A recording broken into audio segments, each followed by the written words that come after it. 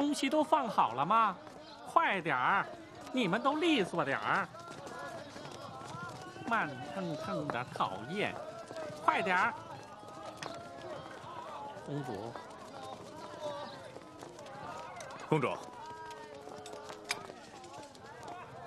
你怎么知道我在这里？我是御前侍卫，公主的行踪我会不知道吗？我是最不喜欢有人在背后跟着我。朱颜，你不会不知道吧？要是我告诉公主，有一个人想见你，你会怎么想？我会想这个男人是活够了。在公主眼里，你看我中原，像活够了的吗？你说的这个男人就是你自己。朱颜，你记着，你要是再跟我开这样的玩笑，你就怎么样？就变成骑着马的人。赵光，我们回府。回府。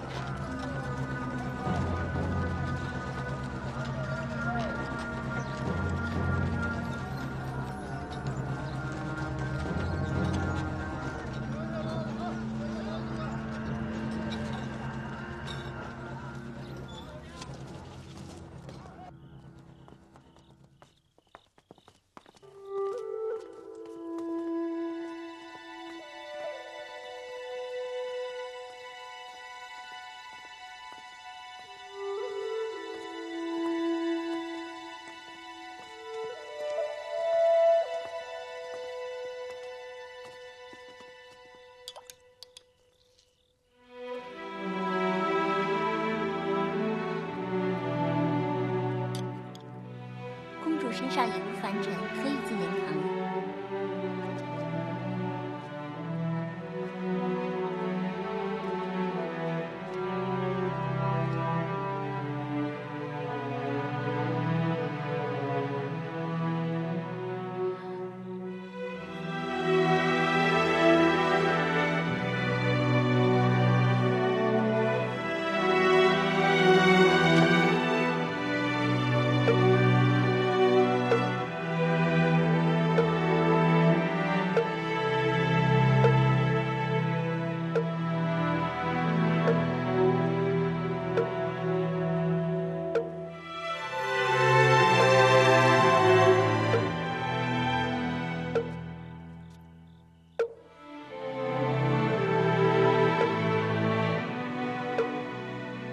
这木鱼能借我敲一下吗？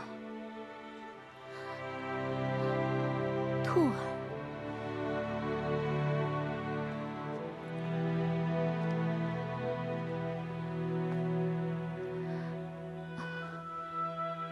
我能借你的木鱼敲一下吗？你又为谁而敲？为自己。木鱼是为死去的人超度来世的。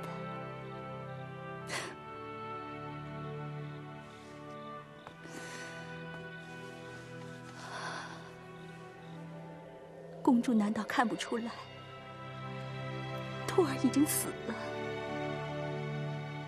不，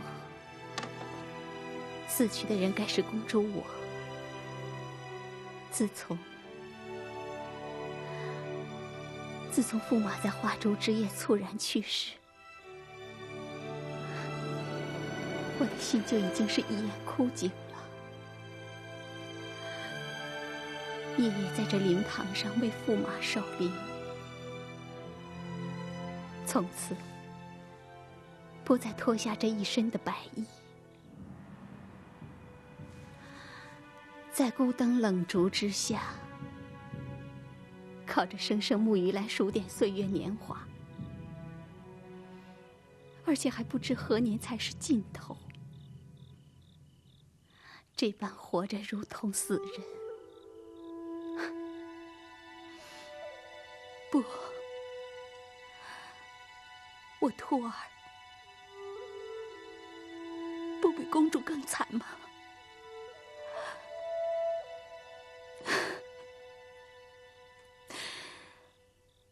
再过几天，我就要嫁给一个70岁的人为妻了。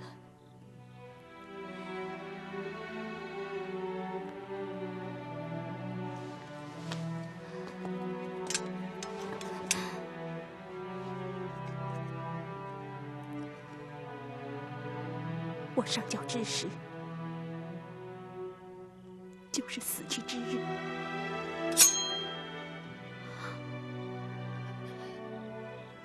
怎么？你要杀了他吗？哼！我杀他干嘛？我杀我自己。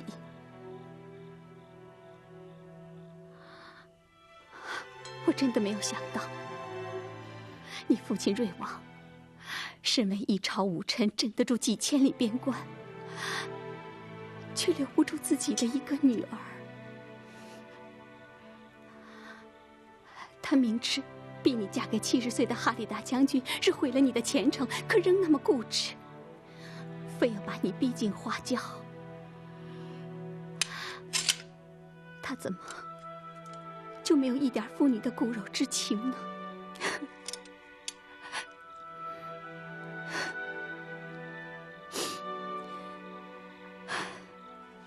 公主，你就不要说了。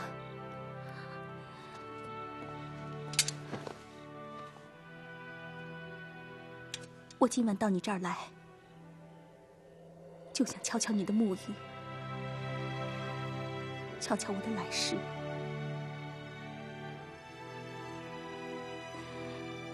若是苍天长眼的话，我希望我下辈子投胎做人，再也不做皇亲国戚家的女儿。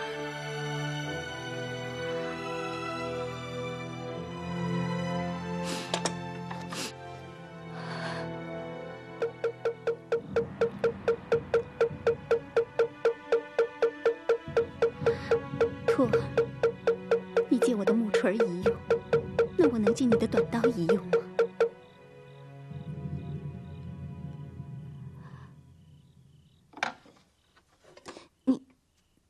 你借刀干嘛？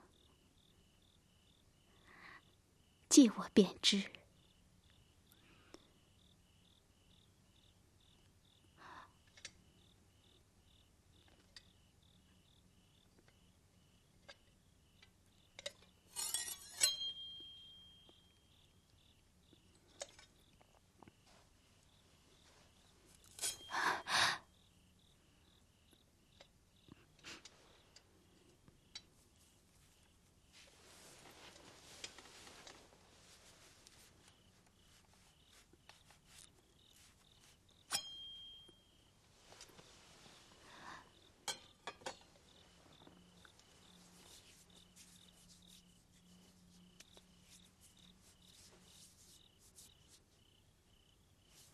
兔儿，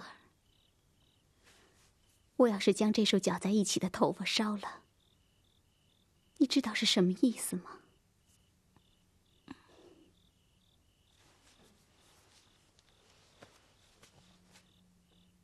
这意思就是我要救你。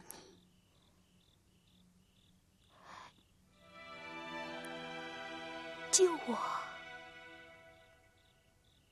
对，我可以救你。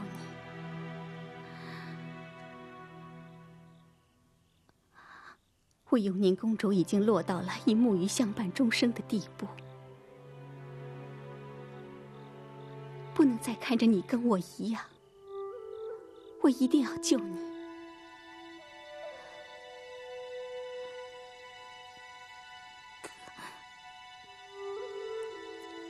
可你怎么救我？我到底想怎么救你，你就别问了。你上了花轿，我一定有办法，绝不会让他们把你抬走。你要见花轿，这你就别问了。莲香，在。把我送给兔儿的礼盒取来。是。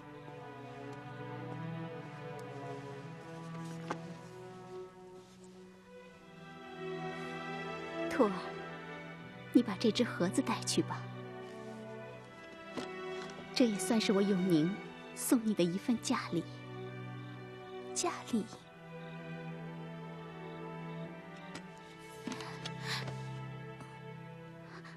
不要在这儿打开。记住，一定要活下去，千万不可轻生。你能答应我吗？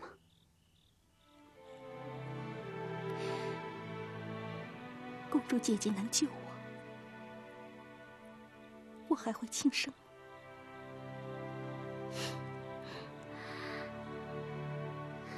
兔儿，我早就想让绿秀去找你了，没想到你自己竟然来了。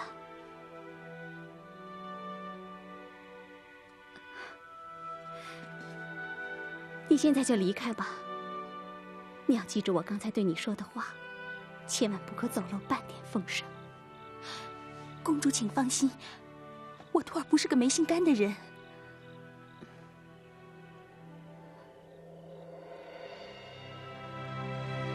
我在这儿，谢谢你。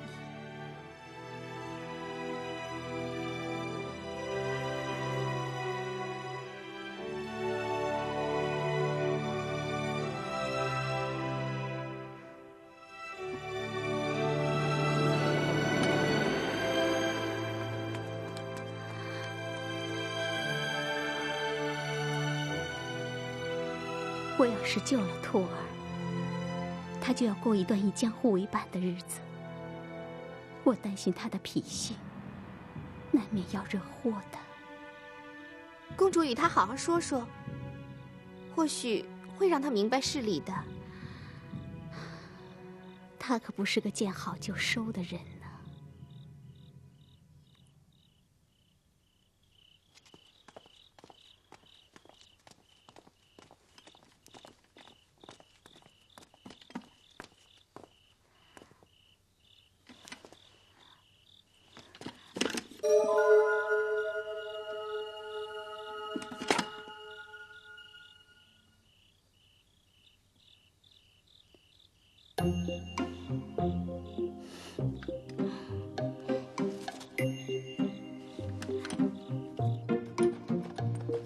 公主啊，我知道您爱听我赵光唱小曲儿，这会儿您要是还醒着呀，我就给公主您唱上一段吧。公主，你要是不吭声，那就是默许了。那我就给你唱一段傻媳妇吧，啊！公主啊，我知道你到九里坡去上坟烧纸人，心里难过，你不爱说话。那你就闭着眼睛听，我给您唱吧。傻媳妇，你太慌，嫁到婆家你过不长，让你烧饭。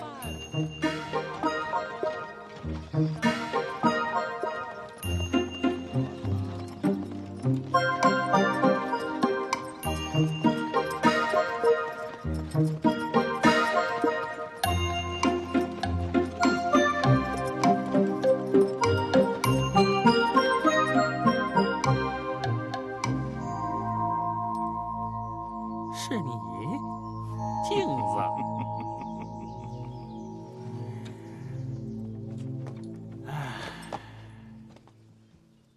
我说赵光，你的胆儿也太大了，在公主面前唱傻媳妇儿，你就不怕公主撵了你？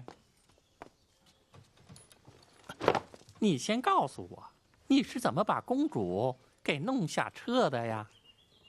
我说赵光，你别蒙我，明明是你把公主送到府上，我一直跟着你，你说公主在哪儿？啊，公主要是不在车上啊，那就是在宫里呗。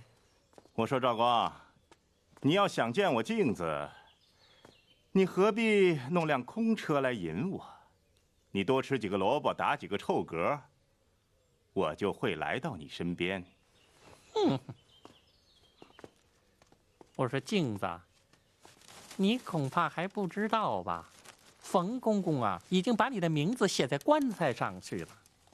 我听说了，并且我昨天去了玉神庙。这个写名字的人字写得不好，把那个镜子的镜字还给写歪了。你的胆子可真不小，你还敢到玉神庙去呀？世上不是都在传吗？说我镜子有个铸铜的镜子，上面铸着4个字，叫“狗胆包天”。哦，那你的镜子上真有字啊？怎么，你想看看？哦，我可不敢看。听说是啊，谁看了你的镜子就没有命了。不是命没了，是他的眼睛没了。你会弄瞎他的眼睛啊？不是我会弄瞎他的眼睛，是我的镜子能招来天上的天火，烧瞎他的眼睛。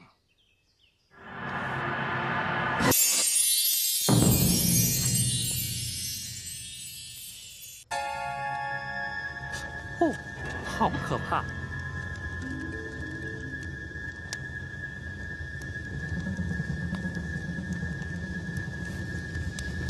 说吧，我哪儿能见到公主？那你的银子带来了吗？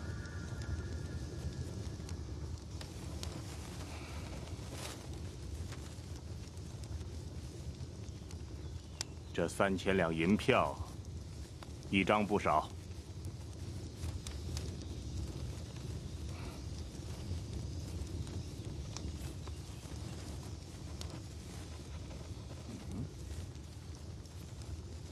就凭这，就能见到公主？那你怎么不打开看看呢？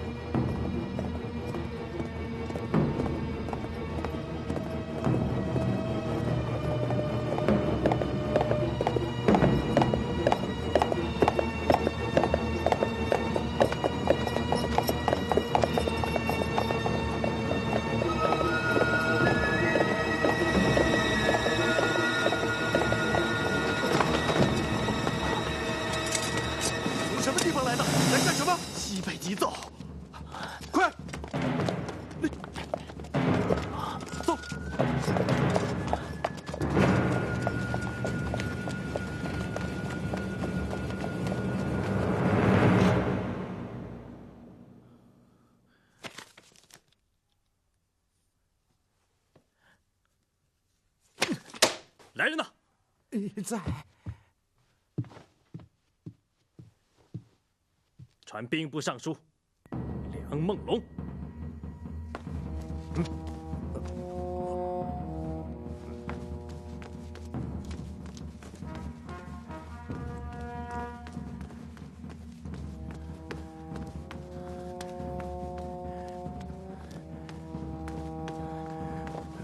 不必跪了。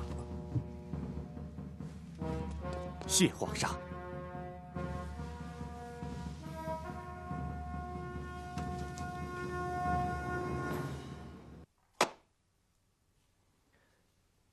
你告诉朕，驻守西北的瑞王有没有给兵部上交过催要军饷的文书？回皇上话，瑞王去年冬天和今年春天都向兵部递交了催要军饷的文书。这么说，瑞王那儿军饷短缺已有半年之久。臣接到瑞王的文书后，已经拨去饷银。拨了多少？一次是30万两，一次是8万9千两。瑞王那儿统兵多少？由瑞王管辖的边境有2460里，统兵40万3千人，战马20万9千匹，战车3万1500辆，另有骆驼和牦牛6万头。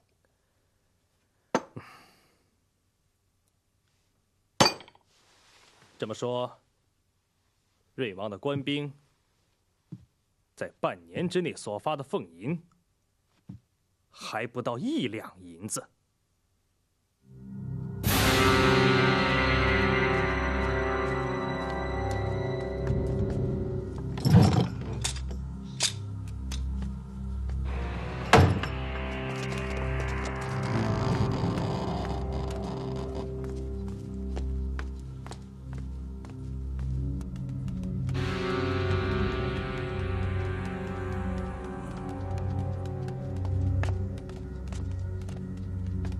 钟大人来了。下去吧。是。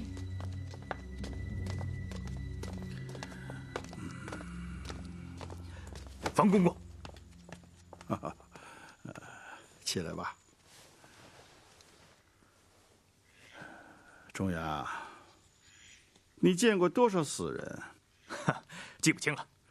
我是说一次见过多少死人？前年的金河渡灭门大案，我见过42具尸体。金河渡灭门案到现在也没有破。像当时金河渡老刘家7箱的祖传财宝被洗劫一空，留下的唯一线索就是墙上写的一个血字。你还记得什么字吗？记得，是一个8字。你费了9牛2虎之力，也没有弄明白这个8字是什么意思，对吗？将此案定为悬案，不再追查。可是你冯公公的意思？一个案子1年都没有破，那就是死案。纠缠死案，可不是我的做派。可现在，我敢肯定，这宗血案一定是江洋8字干的。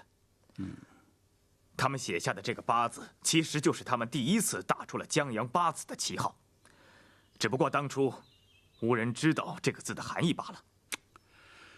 当时江湖上还没有江洋8字这一说，所以就无从断定这8字的意思。我现在重提此案，也并不是责怪你没有破案，我是想让你见识一个更大的8字。冯公公的意思是说，又发生灭门血案了？不是灭门案，是灭村案。你说，为什么不按兵部所制常例，给瑞王如数借据军饷？圣上，臣不是不想按常例办事，臣实在是有难处。军饷之己，乃一国之大事，就算有天大的难处，朕也会有办法的。为什么不给朕递奏章？臣递了奏章，只是什么？说。只是没有下文。胡说！所有事关兵部的奏章都是朕亲自注批转办的，你怎么敢说没有下文呢？臣说的没有下文，是说接到圣上御批的布司，没有再给臣一个下文。你的意思是，朕批示拨军饷的谕旨被户部搁置了？正是。好大的胆子！克扣军饷，如同营内纵火，这是万死不饶之罪。你看一看，瑞王那儿都成什么样子了？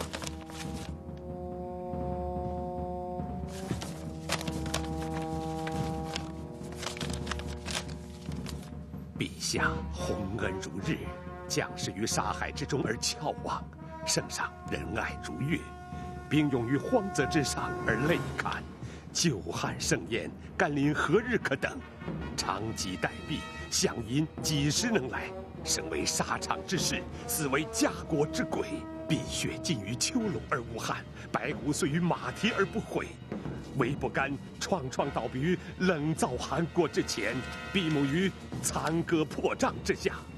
军情万急，倘若再不见响银借道，万军扼毙半数，绝非危言耸听。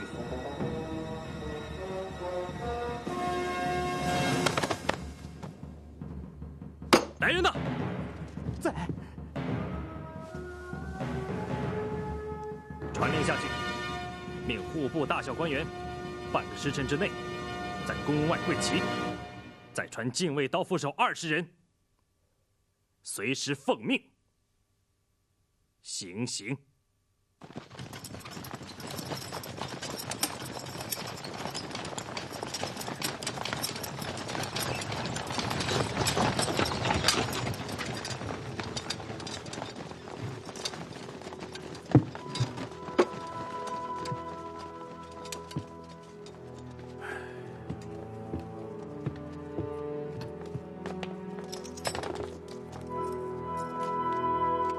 禀公公，已经清点完全村所有被杀之人，共有大小死尸96具。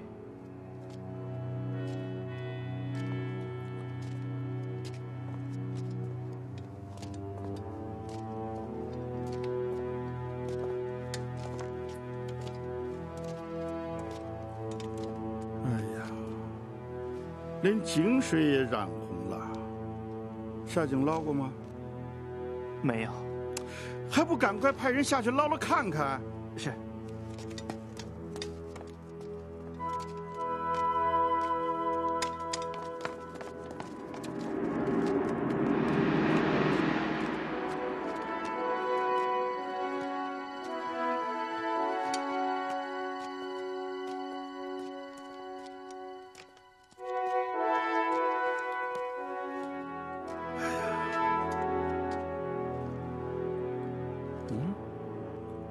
钟大人，你脸色不大好啊。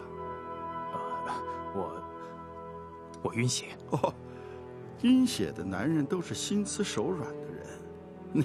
你钟大人是这样的人呐？我是说晕我自己的血。怎么受伤了？哼。啊？嗯。哎呦。没事。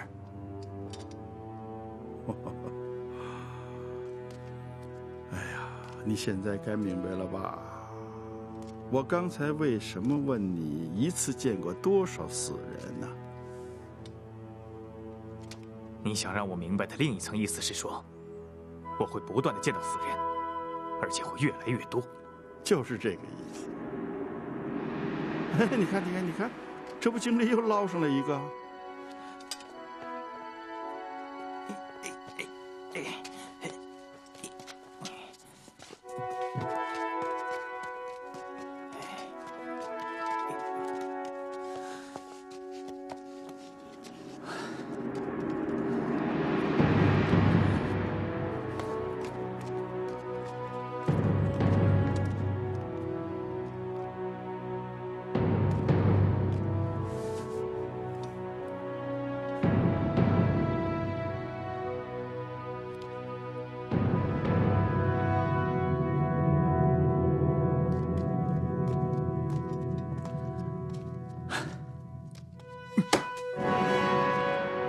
这村子叫什么名字？棺材滩。棺材滩？怎么有这样的村民？这村子里的人都是做棺材的，处的又是河滩，所以就叫棺材滩了。房公公，运到玉神庙的那8口棺材是从哪儿买的？嗯，回钟大人的话，那8口运往玉神庙的棺材，正是从这棺材摊买去的。冯公公，我算是明白了，灭杀棺材摊贩鱼口人的凶手，一定是江洋八子。他们想让这一地的死人呐，告诉你我一句话：躺进棺材里的，未必就是他们。江洋八子。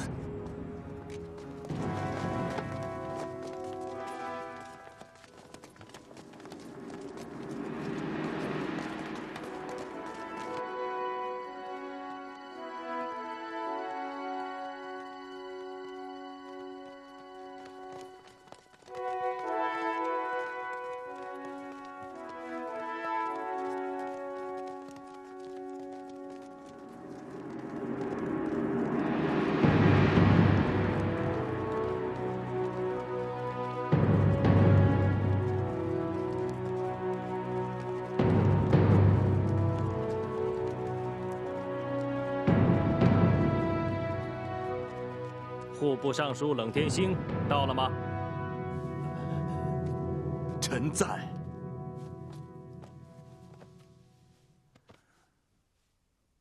朕问你，调给西北瑞王的军饷，你如数借运到了吗？没有。自古以来，亡国莫非有三：虐民、妖言、扣饷。你可知道，你犯了亡国之罪？此罪之下，无一人可活。臣有话要说。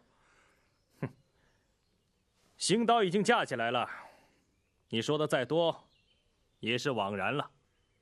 臣要是不把实话说出来，臣真是死不瞑目啊！皇上，臣住嘴！谁是你的皇上？大胆冷天星！你竟然敢视我万千将士的生死于不顾，竟然敢视我万里疆土的安危而不见！天良何在？官德何存？你居然还有脸面跟我说你死不瞑目？圣上，就是把臣千刀万剐，臣有句实话是不能不说呀。请圣上到内库去看一看，看看到底有没有银子能让臣调运军饷的银子搁在库架之上啊。朕已经去看过，内库存有200万两银子。按照大明朝历代铁定的祖制，内库的存银低于300万两者，1分1毫的银子是不准出库啊！圣上，朝廷的储银内库，犹如千河万川汇集的大江，只有江河通畅，自有江水奔涌之势啊！可是自圣上登基以来，遍布全国的交税输银之河川，不是河床高台无水可通，就是堤岸崩塌，疏水乏源，以至于朝廷的内库日渐干涸。水涸而鱼死，鱼死而枉费，枉费而周弃。这个道理，圣上明知，臣也明知。臣冷天星虽然身负拨银输粮之职，简单收税征银之任，可手中却无收缴税银之法器，更无查办节税私流之利剑，臣无银可拨。这已经不是1天2天的事，也不是1月2月的事。臣所递的奏章，也绝非1本2本。可是有谁能替臣问一问臣的苦处？有谁能帮助臣吐一口腹中的苦水呀？没有，苍天可证。为了使朝廷的内库日渐充盈，拨银无难，臣哪一天不是愁容满面？哪一日不是白发平天。臣的实话说完了，是杀是剐，任圣上处置。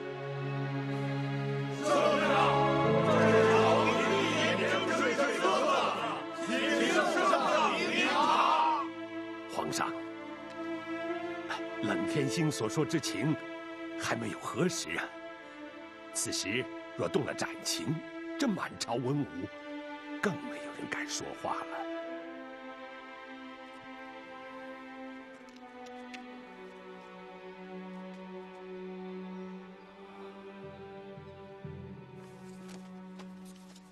喏，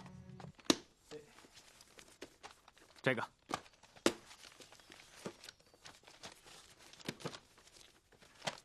喏，接着。哎，郑大人，您在找金河渡刘家血案的旧档吧？对，我想再翻翻看看。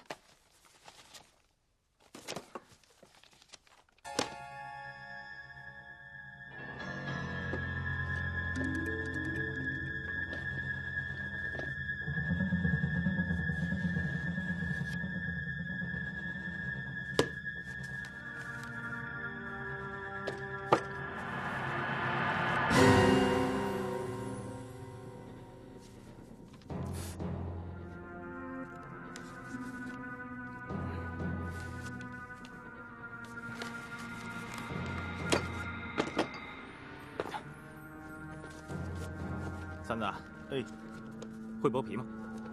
剥皮，会。吃橘子、吃橙子，不都要剥皮吗？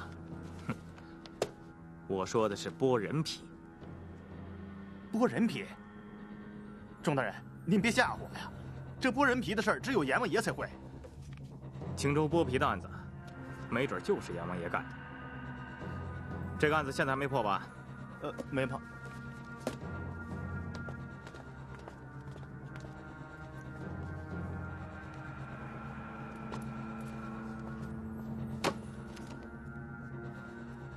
哎，我说钟大人，您这是记什么呀？怎么看都像乱鸡毛、烂芝麻什么的。听说过鸡蛋里头挑骨头这句话吗？听说过。听说过针眼里头落芝麻吗？这也听说过。既然都听说过，那你还问什么？钟大人听说了没有？江洋八子中的蝎子已经抓住了。嗯？什么？我怎么不知道？我也是刚从赵狱长刘干那儿得到些只言片语。只见刘干正忙着做一口铁笼子，便问他是为谁备着的。他告诉我，蝎子抓住了，这笼子是专门给蝎子备着的。哼，钟大人要去哪儿啊？我去看看那口铁笼。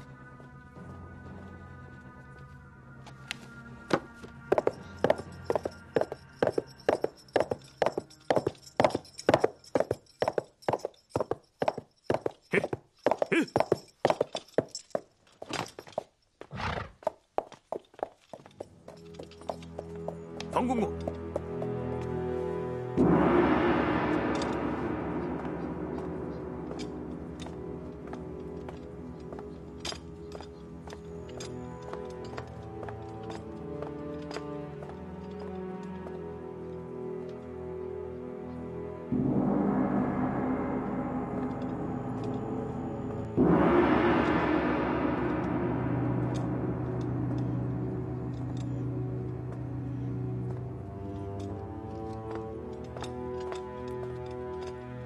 我就知道你听说刘干做了一口铁笼子，你就会上这儿来看蝎子的棺材。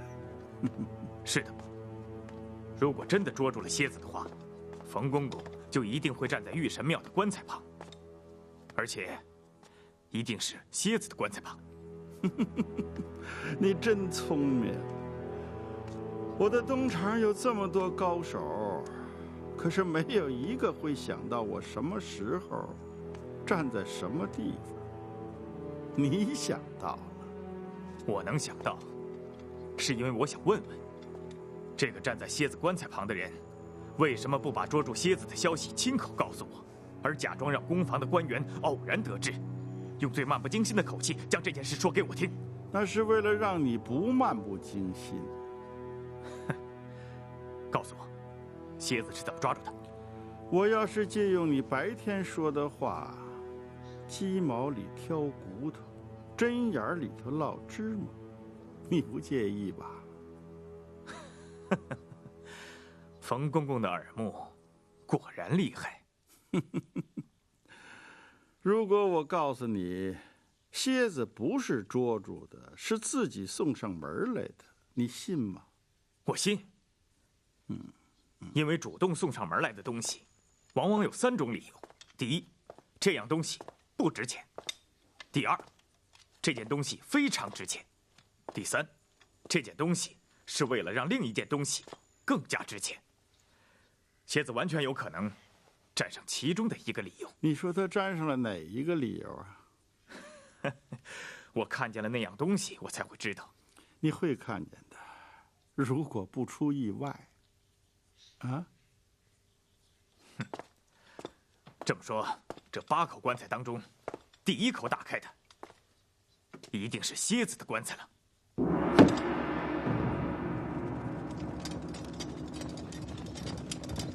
这，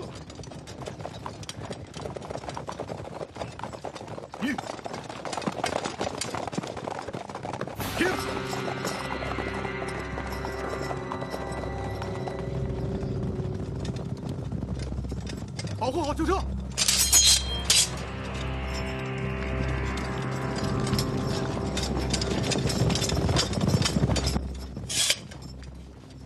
是东厂的人，